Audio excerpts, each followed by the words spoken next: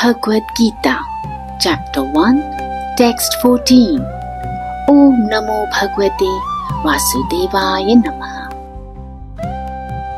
On the other side, both Lord Krishna and Arjuna, stationed on a great chariot drawn by white horses, sounded their transcendental conchshells.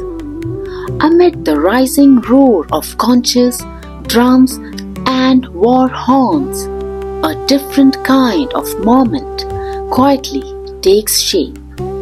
It unfolds on the same battlefield, under the same sky, yet it doesn't quite feel like it belongs to the same turmoil.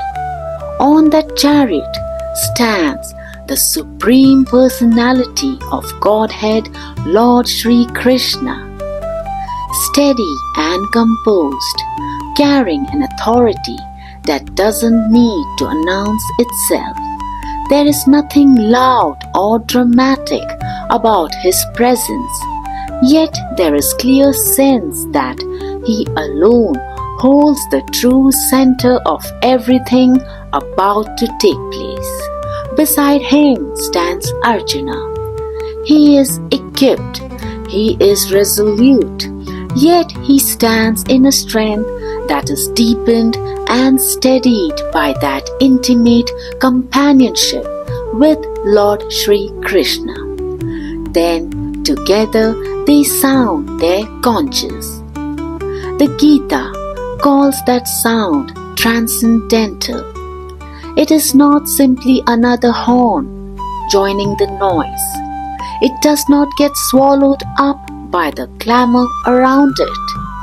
It seems to carry its own stillness, as though the sound were complete in itself, not trying to convince anyone, not struggling to compete.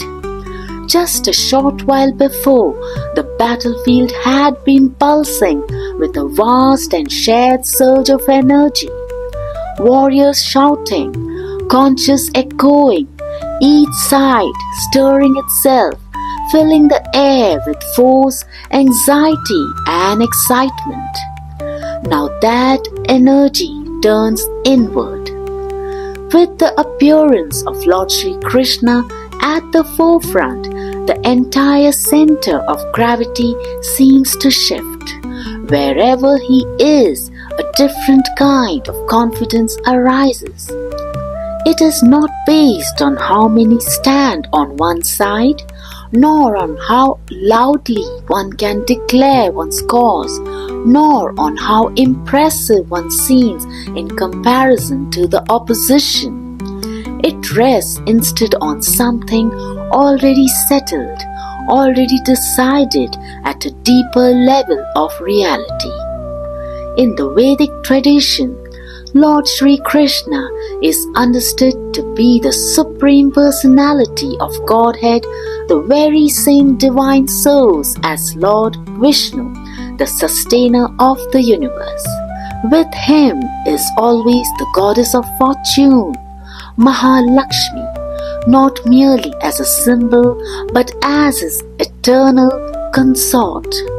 Just as light never departs from the sun, Goddess Lakshmi does not exist independently of Lord Shri Vishnu. Where he is present, she is naturally present as well. For this reason, it is said that genuine fortune does not arise on its own. It follows from alignment with the divine. So in this moment, as Lord Shri Krishna stands with Arjuna, there is a quiet assurance, unproclaimed, unannounced, yet understood. Where the Lord is, there silently gather both victory and auspiciousness. Even the chariot on which he stands reflects this quiet harmony. It is no ordinary chariot offered by Agni, the god of fire. It is described as moving without hindrance, endowed with a strength not easily resisted or overturned. It is drawn by white horses, calm, attentive, fully directed. They are not wild or panicked. They suggest the mind in a collected state, guided rather than scattered, listening rather than fighting with itself. So the whole scene appears held within an unseen order. Nothing is accidental. Nothing is truly misplaced. There is real tension in the air. Certainly, but it is a tension drawn toward a still center. And when their conches ring out across Kurukshetra, they are doing far more than declaring we are ready for battle. That sound carries presence.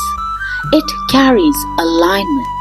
It carries a sense of wholeness that does not need to shout in order to be heard, does not need to rise above the noise, for in the deepest sense it already stands complete within itself. This reveals something subtle.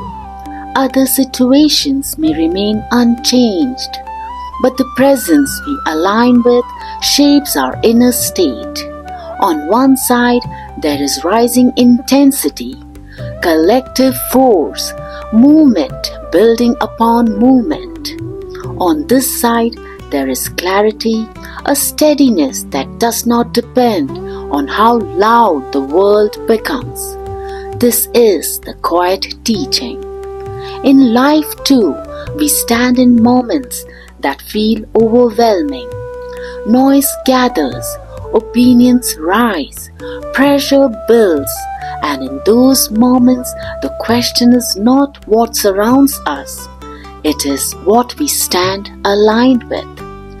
When the mind aligns with restlessness, it gets carried by it.